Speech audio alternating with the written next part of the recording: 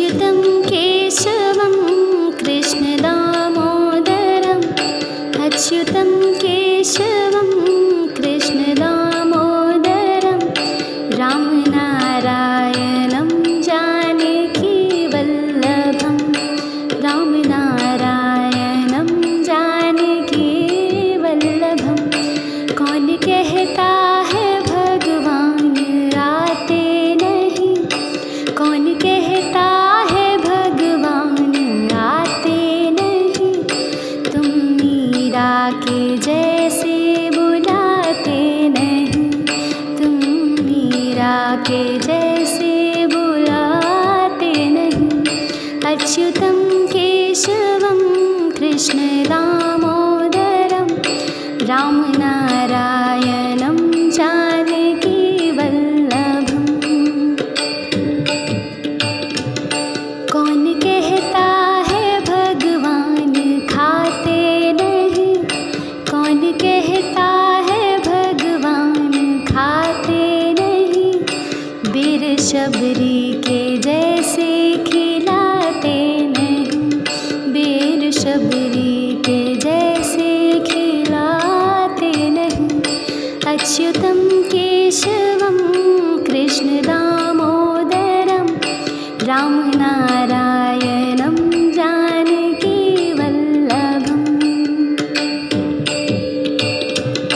कौन कहता है भगवान सोते नहीं कौन कहता है भगवान सोते नहीं माँ यशोदा के जैसे सुलाते नहीं माँ यशोदा के जैसे सुलाते नहीं अच्युतं केशवं कृष्णदामोदरं रामनारायणं जानकीवल्लभम्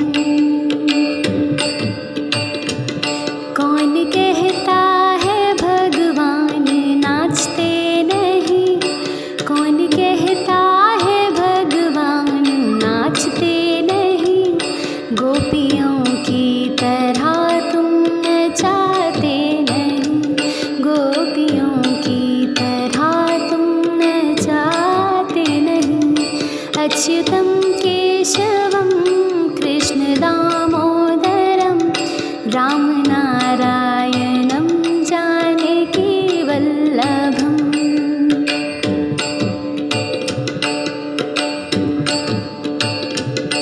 नाम जपते चलो काम करते चलो नाम जपते चलो काम करते चलो हर समय कृष्ण का ध्यान करते चलो हर समय कृष्ण का ध्यान करते चलो अच्युतं केशवं कृष्णदामोदरं रामनारायणं जानकीवल्लभम्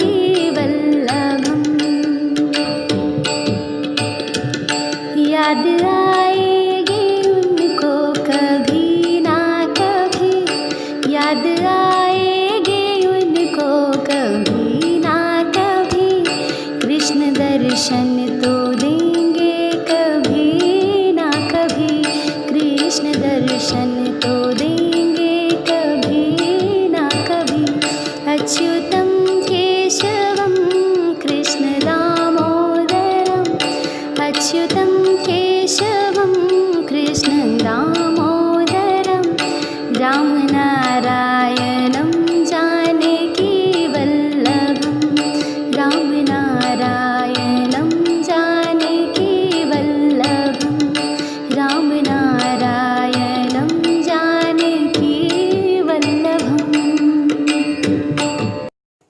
प्रस्तुत है थॉट ऑफ द डे, आज का सुविचार। जब आप उम्मीद पर टिक जाते हैं तो कुछ भी संभव है। किसी भी लक्ष्य को प्राप्त करने के लिए हमेशा सकारात्मक सोच होनी चाहिए, उम्मीद बनाए रखनी चाहिए। तभी तो कहते हैं उम्मीद पर दुनिया कायम है। धन्यवाद। Good morning, children. Today's word is narrow. Narrow. ROW narrow. Narrow का अर्थ है संकीर्ण, संकरा या तंग। बच्चों, आपने अपने गांव या शहर में छोटी छोटी संकरी गलियों को देखा होगा जो व्यक्तियों को अपने लक्ष्य तक पहुंचने में बाधा डालती हैं। उसी प्रकार संकीर्ण मानसिकता वाले व्यक्ति भी समाज के उत्थान के रास्ते में बाधा डालते हैं। Thank you. प्यारे बच्चों, मैं अर्चना सरोहा लेकर आई हूँ आज की पहेली। जन्मे रहे पतली डाल, बदन का रंग हरा, सिंगार का साधन यह, रगड़ दिया हाथ में रंग भरा। इसका उत्तर है मेहंदी। नमस्कार, प्रस्तुत है आज का इतिहास। 16 सितंबर 1908 में आज ही के दिन विलियम क्रेपो विली ने वाहन निर्माता कंपनी जनरल मोटर्स की स्थापना की। 16 सितंबर 1916 में ही आज ही देश के सबसे बड़े नागरिक सम्मान भारत रत्न से सम्मानित शास्त्रीय गायिका और अभिनेत्री MS सुब्बालक्ष्मी का जन्म हुआ। धन्यवाद। नमस्कार, आज का विशेष लेकर मैं प्रस्तुत हूँ और आज का विशेष है विश्व ओजोन दिवस। बच्चों, विश्व ओजोन दिवस पूरे विश्व में 16 सितंबर को मनाया जाता है। यह दिवस ओजोन परत संरक्षण के लिए जागरूक करने के लिए मनाया जाता है। ओजोन परत पृथ्वी के धरातल से 20 से 30 किलोमीटर की ऊंचाई पर वायुमंडल के समताप मंडल क्षेत्र में ओजोन गैस का एक झीना सा आवरण है जो हमें सूर्य से निकलने वाली पराबैंगनी किरणों से बचाती है। यदि सूर्य से आने वाली सभी पराबैंगनी किरणें पृथ्वी पर पहुंच जाती तो पृथ्वी पर सभी प्राणी कैंसर जैसी बीमारी से पीड़ित हो जाते, सभी पेड़ पौधे नष्ट हो जाते। इसलिए ओजोन मंडल या ओजोन परत को सुरक्षा कवच भी कहते हैं। धन्यवाद। गुड मॉर्निंग बच्चों, शुरू करते हैं टुडे क्विज। आज का हमारा पहला प्रश्न है, भूपटल में सबसे अधिक कौन सी धातु पाई जाती है? तो बच्चों, इसका आंसर है भूपटल में सबसे अधिक एल्यूमिनियम धातु पाई जाती है, क्योंकि यह एक रासायनिक तत्व है जो कि धातु के रूप में पाया जाता है। आज का हमारा दूसरा प्रश्न है, किस ग्रह को सांध्य तारा कहते हैं? तो बच्चों, इसका आंसर है शुक्र ग्रह को सांध्य तारा कहते हैं। इसे भोर का तारा भी कहा जाता है क्योंकि पृथ्वी से देखने पर चंद्रमा के बाद यही ग्रह है जो सबसे चमकीला दिखाई देता है। आज का हमारा तीसरा प्रश्न है, वायुमंडल की सबसे निचली सतह को क्या कहते हैं? तो बच्चों, इसका आंसर है वायुमंडल की सबसे निचली सतह को क्षोभ मंडल कहा जाता है। यह मंडल जैव मंडलीय पारिस्थितिक तंत्र के लिए सर्वाधिक महत्वपूर्ण है और मौसम संबंधी सभी घटनाएं इसी मंडल से होती हैं।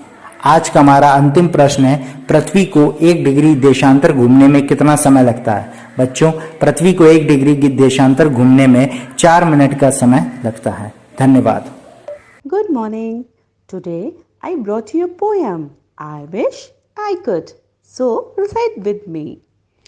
There are a lot of things I wish I could be, like a diver down under the sea, or an astronaut rowing way up high, or a pilot flying planes in the sky, or a cricketer hitting every ball for a 6, or an engineer who everything can fix, or a doctor taking care of the sick, a chef after whose dishes your fingers you will lick. But here come mom with samosas for tea, and at time like this I am glad I am me. Thank you.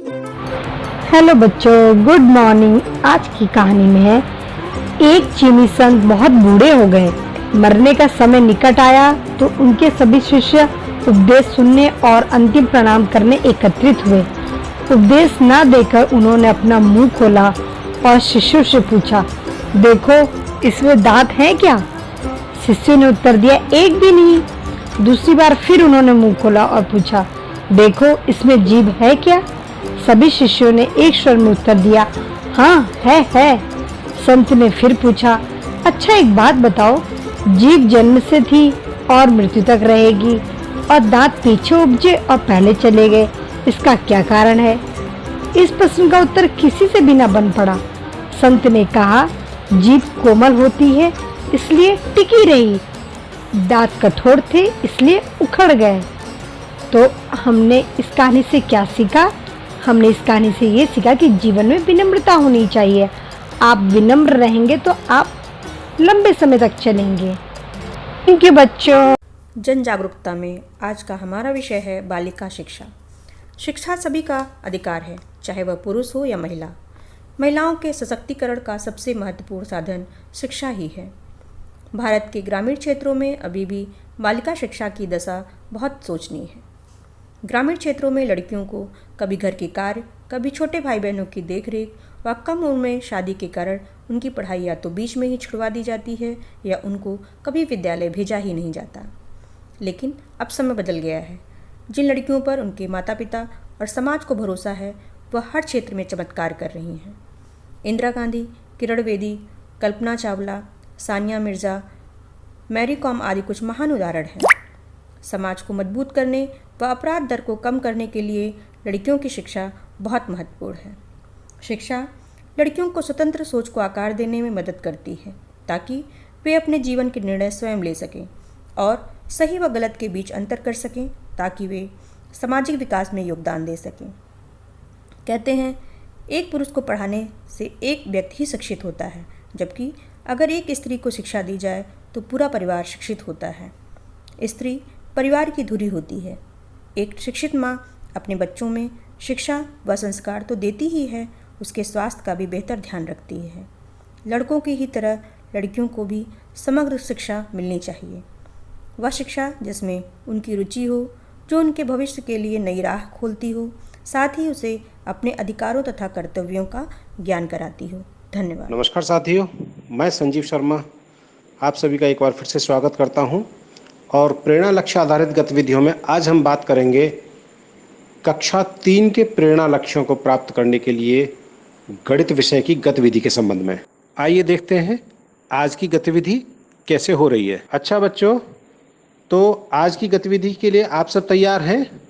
जल्दी से फटाफट आप सभी एक गोले में बैठ जाइए और गोले में इस तरह से बैठना है कि एक गोले में 10 बच्चे बैठेंगे अपने दोस्तों के साथ।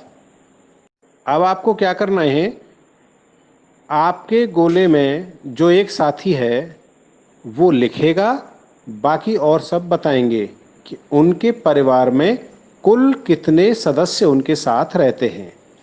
सभी बच्चे एक एक करके ये संख्या बताएंगे और कुल 10 परिवारों के सदस्यों की संख्या आपको लिखनी है। संख्या लिखने के बाद कुल 10 परिवार के सदस्यों की संख्या है।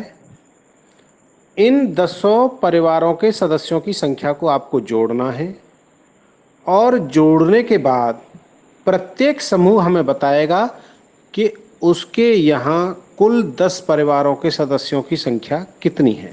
सभी शिक्षक साथियों से अपील है कि छात्र जब इस प्रकार की क्रियाएं करें तो उनका चुपचाप से अवलोकन करते रहें कि वो दिए गए निर्देशों का पूरी तरह से पालन कर रहे हैं अथवा नहीं। तो देखा बच्चों आपने, अभी हमारे पास सभी समूह की संख्या आ चुकी है। अब सभी बच्चे ध्यान से सुने। यहाँ देखें कि किस समूह में सबसे ज़्यादा सदस्य हैं और किस समूह में सबसे कम सदस्य हैं। आपको करना यह है कि इन दोनों में कितना अंतर है। इन 3 प्रश्नों का जवाब आपको लिखना है और बताइएगा कितना अंतर निकल के आता है।